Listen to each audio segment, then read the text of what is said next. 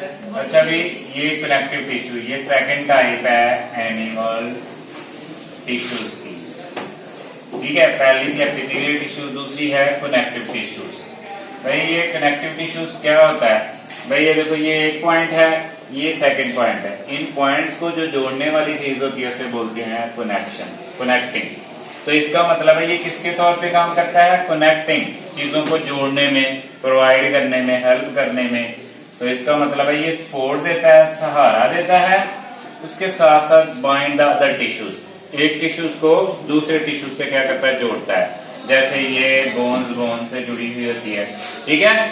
और सहारा कैसे देता है? जैसे बोन जो हड्डियां होती हैं उसके साथ मसल्स आके जुड़ जाते हैं, उनको सपोर्ट्स करते हैं, ये जोड़ते हैं, बाइंड करते हैं। उसके बाद ये स्कैटर सेल होते हैं, through and extra cellular matrix. For example ये सेल देखो कहाँ बिखरे हुए होते हैं मैट्रिक्स के अंदर, फ्लूइड के अंदर, ठीक है। समझाई बात की? तो इसका मतलब ये है जैसे एपिथेलियल टिश्यूज के अंदर बिल्कुल साथ साथ जुड़े होते थे, कोई स्पेस नहीं होती थी, इनके दरमियान जो है वो स्पेस पाई जाती है, बिखरे हुए होते हैं, ठीक है।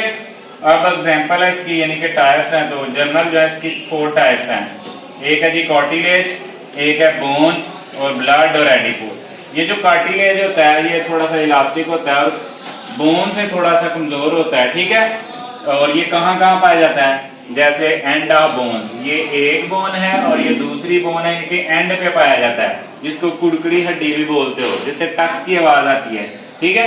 तो ये हड्डियों के अराउंड पाया जाता है। उसके अलावा जो आपका एक्सटर्नल लेयर है जिसे पिन्ना कहते हैं, उसमें भी पाया जाता है। ये नोज के अंदर भी पाया जाता है। ट्रीकिया, ये जो सांस वाली जो है आपकी नाली जो है उसके अंदर भी ये पाया जाता है। ये जी कार्टिलेज है, इसके अंदर ये सेल है कार्टिलेज सेल, ठीक है। इसके सेल को कॉन्ड्रियोसाइट्स बोलते हैं। और इसके अंदर जो मैट्रिक्स होता है वो रबरी जो है जो फ्लूइड पाया जाता है उसको हम मैट्रिक्स बोलते हैं। इसके अंदर ये बिखरे हुए सेल पाए जाते हैं, ठीक है। उसके अलावा भून है, ये जो हड्डी होती है बेटा, हड्डी जो है ना ये कार्टिलेज से ज्यादा मजबूत है। हड्डी क्या करती है भाई? जिस्म को सहारा देती है, मसल को इसके साथ जोड़ती है, हरकत पैदा करती है, ठीक है। अब ये जो होती है इसकी कंपैक्ट बोन होती है, स्पॉन्जी बोन होती है, इसका काम सपोर्ट है, मूवमेंट करना है। इसके अलावा इसके अंदर बहुत से मिनरल होते हैं, इसके अंदर ब्लड सेल बनते हैं, ठीक है। समझे बात की? तो ये स्पोर्ट्स एंड मूव कनेक्ट करती है। जैसे ये इसके अंदर ये बोन सेल है, ये हार्ट सेल्स होते हैं, ठीक है। और ये कुछ सॉफ्ट सेल होते हैं इसके अंदर, बोन सेल के अंदर, ठीक है। जिसका काम होता है क्या है? चीजों को सहारा देना, हरकत करने में मदद होना। और पता है ना 206 बोन्स पाई जाती हैं अडल्ट के अंदर। सबसे जो बड़ी बोन है उसको थाई बोन कहते हैं, जब जो सबसे जो छोटी बोन है ये एयर कंगी, उसे स्टेफ बोन कहते हैं। उसके बाद ब्लड है, तो ब्लड क्या है? फ्लूइड लाइक है, ठीक है।